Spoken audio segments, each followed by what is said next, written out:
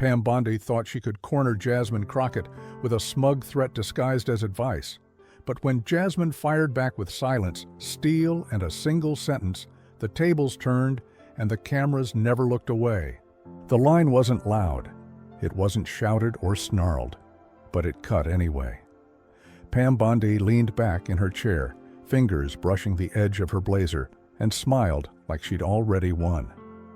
"Well," she said, tone dipped in sugar, "some of us understand the law, others just yell until someone puts a microphone in their hand." The panel didn't gasp. The moderator didn't flinch. But the energy in the room snapped like a rubber band pulled too tight. Jasmine Crockett didn't respond right away. She didn't blink, didn't frown. She just stared straight ahead, still as a held breath, while the words settled like ash. The cameras kept rolling. You could hear a chair squeak in the background, the quiet shuffle of a producer off-screen. Pam kept going, oblivious or pretending to be. "We've all seen the clips," she added, softer now. "Congress should be a place for composure, not theatrics." That did it. Jasmine turned her head slowly, just enough to look at Pam directly. Her voice was low, controlled. "And some of us confuse credentials with character. I'm not yelling, Pam. You're just not used to women like me being heard." The panel froze. Not dramatic, not explosive, but still. The kind of stillness that makes people reach for their phones, unsure why their hands are suddenly sweating. The moderator cleared his throat, tried to pivot to another topic. It didn't land. Pam shifted in her seat, crossed her legs again, but she wasn't smiling anymore. And Jasmine? She stayed planted, face calm, voice steady. "You want to talk law? We can talk law. You want to talk down to me on national television? Expect me to meet you in that space? With facts you can't twist and a tone you can't control." The commercial break couldn't come fast enough. But even before the screen faded to black, it was already happening. Clips were being recorded, uploaded, dissected. A producer backstage whispered to another, she just flipped the whole thing. Pam Bondi had come to control the conversation, but now she was watching it spin without her. And Jasmine? Jasmine had just spoken one sentence, and cracked the veneer wide open. It started like most things do in politics, with a calendar alert and a warning nobody wanted to say out loud. Jasmine Crockett was in her district office in Dallas, halfway through a review of housing equity legislation, when her communications director knocked twice and stepped in. "We've got an ask," he said, already bracing. "National panel, Thursday morning. They're putting you across from Pam Bondi." Jasmine didn't look up right away, just circled something in her notes. "Policy segment or fireworks?" she asked. He hesitated. "They're selling it as discourse," he said. "But let's be honest, Bondi's not coming to debate policy. She's coming for you." Jasmine closed her folder and leaned back in her chair. She knew Bondi's style, polished, smiling, lethal in the way a scalpel is. It wouldn't be an argument, it would be a setup. "Let her come," Jasmine said quietly. "But we're not doing defense, not this time." Behind closed doors, her team ran scenarios. She'll call you aggressive. She'll question your credibility without actually saying your name. She'll talk over you, bait you, then play victim. Jasmine listened to all of it, nodding occasionally. She didn't pace, didn't rehearse. Just took it in and filed it away like a lawyer preparing for cross-examination. The night before the panel, her chief of staff found her alone in the office, reading. "You ready?" he asked. "Pam's good at making the wrong thing sound reasonable." Jasmine didn't look up. "Then I'll make the right thing sound undeniable." Her voice wasn't arrogant, it was calm, practiced. Not for show, but because she already knew how the playbook worked. She'd seen the script before, and this time she was coming with one of her own. What no one in the room knew, not yet, was that Jasmine had a document in her inbox, something damning, something she hadn't told the team about, not because she didn't trust them, but because she needed to decide for herself what to do with it. She'd print it in the morning, not to wave around, not to weaponize, just to have in case the moment came where the truth needed a name and a receipt. On opposite sides of the country, two very different mornings were unfolding. In Dallas, Jasmine Crockett sat alone in her home office, a yellow legal pad resting on her knee, highlighter cap between her teeth. No cameras, no handlers, just notes, questions, and a quiet kind of clarity, the kind forged by repetition, and restraint. She read through proposed talking points, immigration policy, infrastructure, voter access, and rewrote most of them in her own voice. Cleaner, sharper, no fluff, no slogans.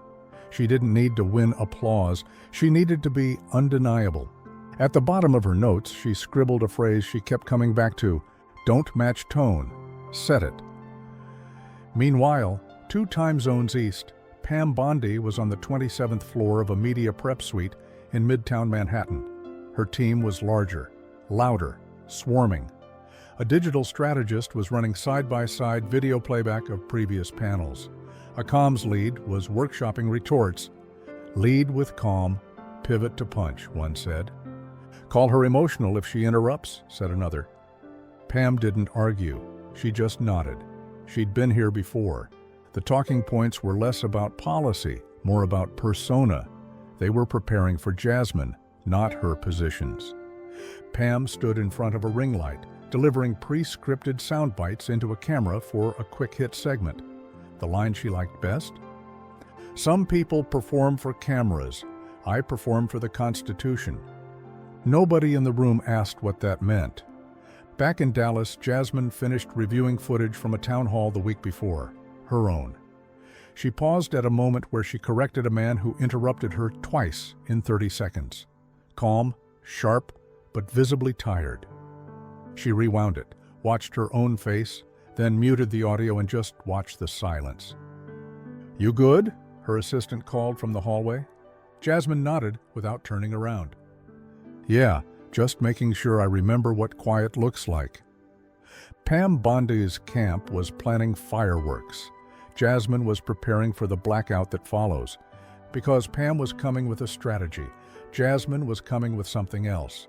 The discipline to not use everything she had unless they asked for it.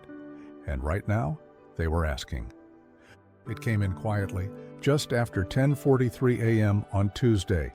Jasmine's chief of staff, Marcus, was halfway through a debrief when a flagged email landed in his inbox. No subject line, no text. Just one attachment and a return address that didn't match any press contact he recognized. He clicked, scanned, then stood up without a word. Jasmine was in the middle of a phone call with a local education organizer when he knocked once and held up his tablet. She waved him in. He slid it across the desk. "What's this?" "Audio file," Marcus said. 32 seconds, came with a note that just said, "You'll want to hear how they're prepping for you." Jasmine raised an eyebrow, tapped the screen. A woman's voice, tight, clipped, filled the speaker. It wasn't hard to recognize. Pam's campaign manager. "The goal isn't to win the argument," she was saying. "The goal is to trigger a Crockett crack, get her animated, make her look unhinged. That's what'll trend." Another voice chimed in, "If she raises her voice even once, we win the segment. Trust me, it doesn't matter what the topic is. People don't listen to content. They respond to tone." Then laughter, a soft chuckle. Someone said, "Keep it clean, but go personal if necessary." Jasmine didn't flinch. She listened once, then again. Marcus watched her closely.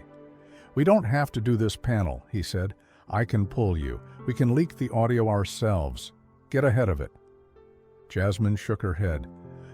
"That's not how this plays out." "You sure?" "Because this isn't debate prep. This is ambush theater." Jasmine finally looked up. "Exactly. And I want them to walk into it thinking they wrote the script." She stood, walked over to the window. Outside, the Texas sun was bouncing off every parked car like it hadn't cooled off in weeks. "They're expecting a reaction," she said. "I'm going to give them something else, something they can't meme." Then she paused, thought for a second. "And Marcus?" "Yeah?"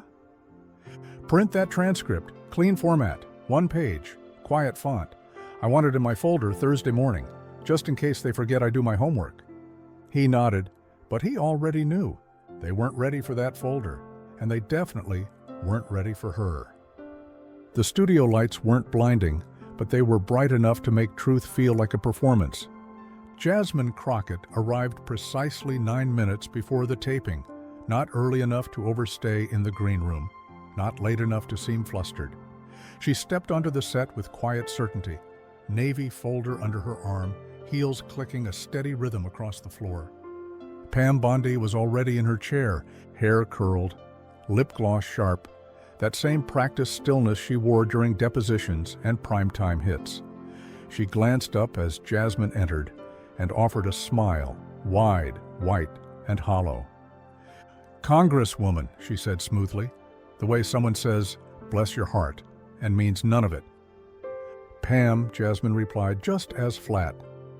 The moderator, a seasoned network face with a velvet voice and a watchful eye, was mid-briefing with producers. "Stay on message," he reminded everyone. "No shouting matches, policy first." Everyone nodded. But the tension was already pressing against the set walls like steam behind glass. The topic list was predictable: border reform, state funding, law enforcement oversight. But the real discussion hadn't made it onto the cards. Pam shuffled her note stack deliberately. Jasmine's folder stayed closed. A makeup assistant dusted Pam's cheekbone. Jasmine declined a touch-up. "I'm good," she said without looking away from the lights. The tech team counted them down. "Eindavde," Pam adjusted her mic. "Nangavde." Jasmine flexed her fingers once, then stilled them. "Moondram." The room fell into that odd hush unique to broadcast, manufactured stillness, forced calm. "Dusra?" Pam leaned back, lips parted slightly, ready to pounce under a smile. First, camera light went red. "Good morning," the moderator said smoothly. "We're joined today by Congresswoman Jasmine Crockett and former Florida Attorney General Pam Bondi, two strong voices with very different takes on today's most pressing issues." Jasmine didn't smile. She nodded once. Pam leaned in, faux warmth dripping. Always a pleasure to have such passionate voices in the room. Jasmine replied, even and unrehearsed, "Let's hope passion doesn't get confused with projection." The moderator blinked. Pam's smile flickered. Just a second. The game had already started, and everyone knew it. It started slow, calculated. The way seasoned players move pawns while their eyes stay fixed on the queen. Pam Bondi tilted her head as she responded to the moderator's question about voter reform.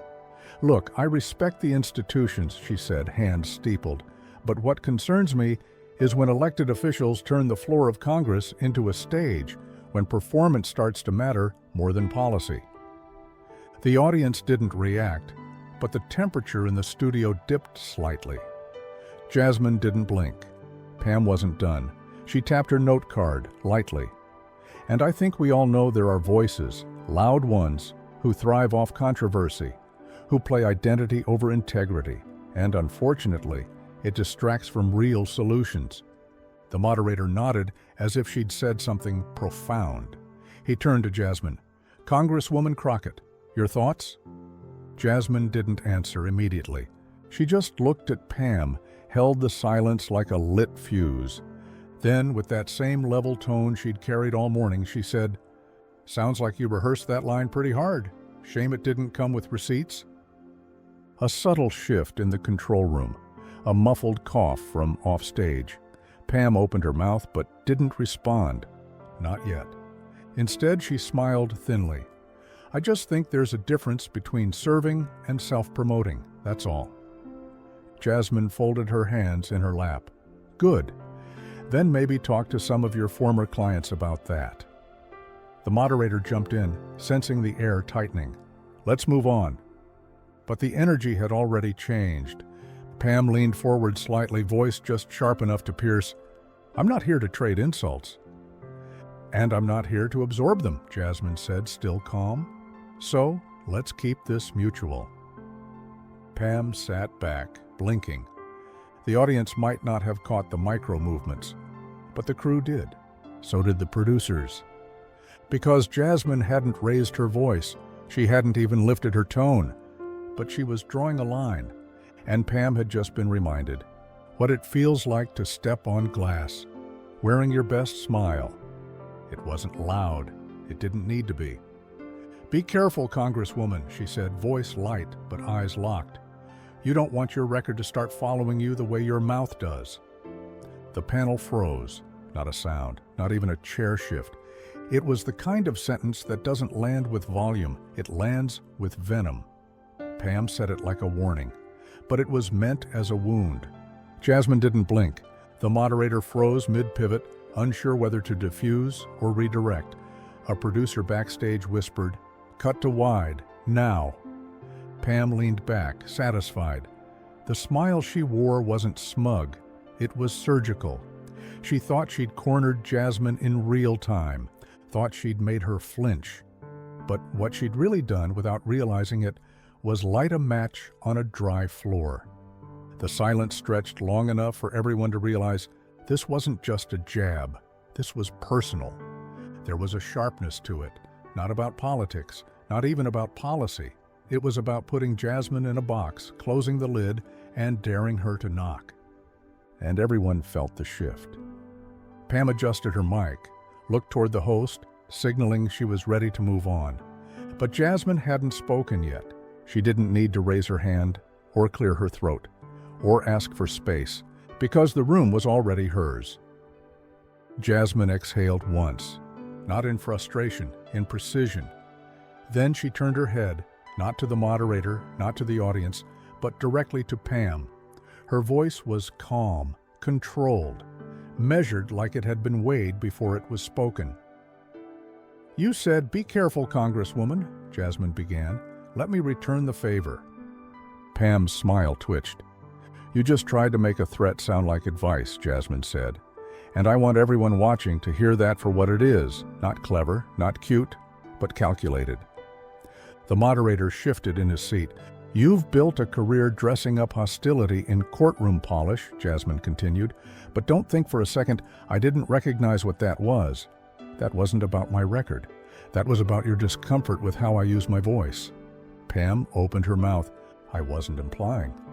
"You were implying exactly what you meant," Jasmine cut in, still calm. "But let me remind you of your own words." She pulled a note card from the folder. "Just one." Pam blinked. "Last year," Jasmine said, reading clearly, "the courtroom isn't a place for personal digs. When we forget professionalism, we lose the public's trust." Pam's face went still. "You said that, on camera, March 9th, and today you violated it on purpose, on air." Jasmine tucked the card back in her folder. "I didn't come here to make headlines," she said, her voice soft but steel-edged. "But I won't let coded disrespect go unchecked. Not now. Not ever." The room didn't move, because Jasmine hadn't just answered the threat. She'd reframed it, unmasked it, and made sure it never hid in plain sight again. The moment Jasmine closed her folder, the studio didn't erupt. It froze. The moderator, usually smooth as glass, fumbled for a transition. "All right, let's shift gears." He glanced off camera, eyes darting to the producer's booth, looking for a lifeline. None came. The tech team stopped breathing. A lighting assistant stepped slightly off her mark. In the control room, a junior producer whispered into her headset, "Do we cut now?" A more senior voice answered flatly, "Not unless they start swinging." On stage, Pam sat back in her chair, smile gone. She adjusted her mic, eyes low. A hot mic caught her muttering, so low she may have thought no one would hear it. She wasn't supposed to do that, but she did. And across the production suite, someone clipped it immediately. 12 seconds later, a Slack channel lit up. "Clip ready, uploading now." In the audience, mostly donors, pundits, and quiet policy people who knew better than to show emotion, someone dropped a pen. Another scribbled furiously in a notebook. No one dared speak, Because in less than 2 minutes, a carefully orchestrated segment had gone completely off script. Jasmine hadn't raised her voice, she hadn't pointed a finger. But the room knew what had just happened. She didn't take control. She made control irrelevant. And the thing about live TV, it doesn't wait for permission. By the time the moderator asked the next question, something soft about federal budgets, Pam nodded stiffly, but her voice cracked on the word consensus. In the back row, a young staffer with earbuds whispered, "It's already trending." And the show wasn't even over yet. The studio doors swung shut behind her like the end of an elevator ride. Jasmine Crockett stepped into the hallway, heels clicking down polished concrete, body steady, but the air was different now. Her chief of staff was already there, phone in hand. "You're everywhere," he said. No smile, just fact. Jasmine pulled her own phone from her bag. Lock screen, 47 new texts, 12 missed calls, a dozen Twitter mentions a second, blinking past before she could catch more than a few words. She owned that. Too far? Typical angry black woman energy. There it was, the cost. It hadn't taken 5 minutes for someone to call her unhinged. Not passionate, not principled, unhinged. She opened her inbox. Subject lines hit like pressurized air. Crockett escalates panel clash. Congresswoman sparks live feud. Firebrand lawmaker loses cool on air. Except she hadn't. She hadn't yelled, hadn't snapped, hadn't even flinched. But truth, spoken plainly, always sounds loud to the people who've worked hard not to hear it. Her team surrounded her, offering words, support, advice, logistics. Jasmine didn't register them all. She just kept thinking, they saw her bait me. They saw me not take it. And still, somehow, she was the headline. It wasn't surprise she felt.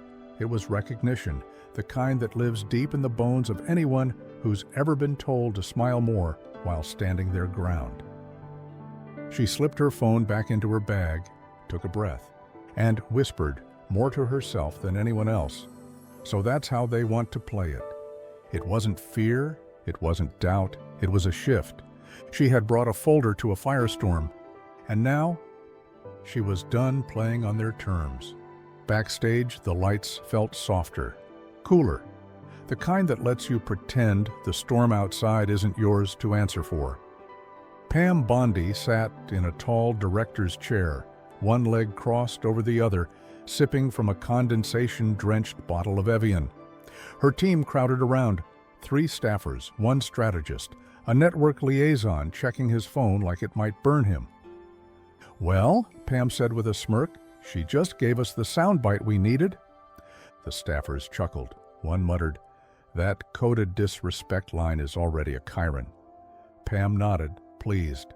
She dabbed the corner of her mouth with a napkin like she'd just finished lunch, not just delivered a nationally broadcast dog whistle. She was already planning the post-game spin, a Fox hit at 4:15, maybe a statement by evening. She'd play the target. "I just asked a tough question." She'd lean into the script, turn Jasmine into the aggressor. "She overplayed it," one aide said. "She went full courtroom and made it personal." Pam smiled wider. "And I stayed calm. That's what people will see." But not everyone in the room nodded. One staffer, young, quiet, headset around her neck, didn't laugh, didn't say a word. She stared at the screen replaying the segment, not the edited version, the internal feed, the one with no cuts, no graphics, just raw footage. She watched Jasmine's face, watched her stillness, her tone, watched the threat Pam had delivered, clear, pointed, and deliberate. She looked down at her tablet. The full clip was cached, unfiltered, uncompressed, sitting quietly in the digital archives with a timestamp and a title. Segment Crockett, Bondi, 0742 full. She didn't say anything, not yet. But her thumb hovered over the export button. Because while Pam was celebrating the moment, someone else in the room had just realized what it really looked like and what it would look like to the rest of the world. It dropped just after midnight. No tags, no commentary, just a file. 1 minute and 47 seconds of raw studio footage. No transitions, no Chiron, no music, just the moment as it actually happened. The unedited clip, uploaded to a burner account, no followers, no history, just a caption. This is what actually happened. It started slow, shared by a couple of media interns, passed through a Slack channel at a digital rights nonprofit. But by 1:30 a.m., it had crossed onto Reddit. By 2:17, it was on TikTok. And by 3:04 a.m., it was everywhere. Jasmine hadn't raised her voice. She didn't interrupt, didn't deflect, didn't insult. She responded, calmly, factually, and in full control. The threat Pam Bondi had made, it wasn't subtle when played back without framing. It was unmistakable, cold, personal. She wasn't supposed to do that, Pam had whispered. But she did. And now, America was watching the replay in real time. What had been painted by headlines as a clash, Congresswoman escalates panel, now looked like something else. Restraint meeting provocation. Live on camera. By dawn, journalists were rewriting their pieces. Context paints a different picture. Bondi's jab draws backlash after full video surfaces. Jasmine Crockett didn't snap, she showed up. Even conservative-leaning outlets treaded carefully. The spin had cracked, and beneath it was something undeniable. Jasmine didn't escalate, she clarified. Pam didn't debate, she threatened. The comment sections lit up, not with fire, with recognition. And for once, the internet wasn't guessing what happened. They had seen it, unfiltered, uncut, and exactly as it was. By noon, it wasn't just news, it was narrative. Clips of the unedited segment bounced from Twitter to TikTok to morning shows. Cable networks ran side by sides, one screen showing the live broadcast, the other showing what actually happened. The difference? Everything. Legal analysts weighed in first. She didn't break decorum, she honored it, one said on MSNBC. Another on CNN. Bondi made it personal, Crockett made it clear. Over on Fox, the tone was shakier. Well, it depends how you interpret tone, one guest offered weakly. But even there you could feel it. The spin wasn't landing. A former judge tweeted, Pam Bondi knew exactly what she was saying. That wasn't debate, that was provocation disguised as professionalism. Civil rights groups issued statements within hours.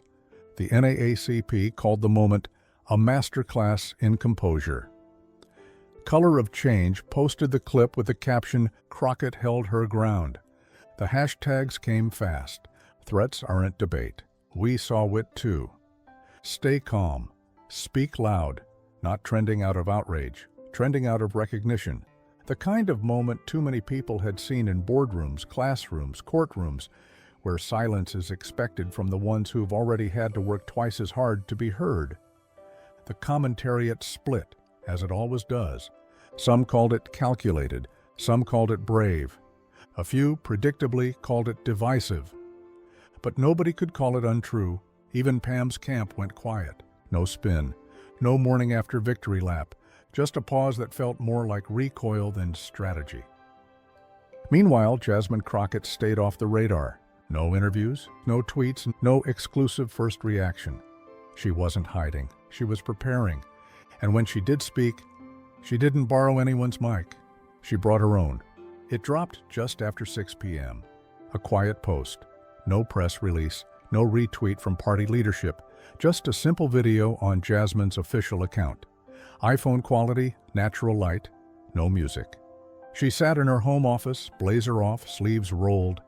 The same folder from the panel rested on the desk beside her. Her voice was even, not rehearsed, not performed, just hers. This wasn't a clash, she began. This was a pattern. She didn't name Pam Bondi, not once. She didn't have to. I didn't speak to go viral, she said. I spoke because some people mistake silence for permission, and I won't be part of that anymore, not for me, and not for anyone who looks like me. The video was barely 3 minutes long, but it didn't need to be longer. She spoke about restraint, about how power plays out in the spaces where cameras aren't pointed, about how certain voices are always labeled louder, even when they're quieter than the ones doing the provoking. She looked directly at the camera when she said, "They tried to frame it like I snapped. I didn't. I stayed still, and I let the truth speak louder than anything else in the room." By the time she clicked the video off, the comments had already started. Calm, clear, unapologetic. This is how you lead. I've never seen someone flip the whole narrative just by standing still.